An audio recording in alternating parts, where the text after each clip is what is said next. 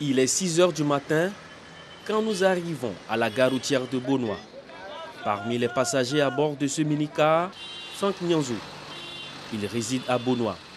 Tous les jours ouvrables, il fait la navette entre cette ville et Abidjan. Aujourd'hui, la capitale Abidjan est saturée. Donc on est obligé de venir dans des villes proches d'Abidjan, comme Bonoa, banlieue, et on va au travail rapidement. Puis le tarif de transport, c'est abordable. C'est abordable. Quelqu'un qui quitte Ayupougon peut venir au plateau. Moi, je quitte Bonoa pour aller au plateau. Moi, j'arrive d'abord plus vite que lui.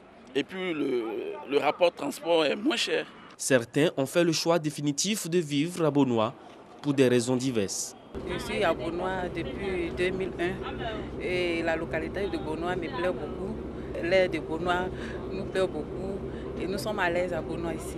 C'est après la crise même que beaucoup, même ceux qui sont venus à Bonoa par rapport à la crise, ont vu que Bonoa, Abidjan, c'est court.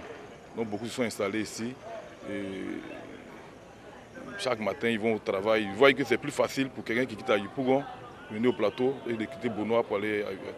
Les premiers bénéficiaires de cette situation sont les transporteurs.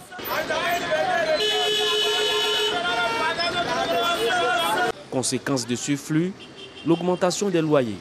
Ils sont passés de 30 à 50 000 pour les 2 pièces et de 50 à 80 000, voire 100 000 francs CFA pour les logements de 3 pièces. Aujourd'hui, Bonoa est devenu une zone d'affaires.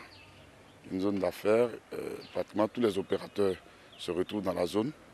Et quand il y a le développement, quand il y a assez d'affaires, il y a aussi une certaine inflation dans tous les secteurs.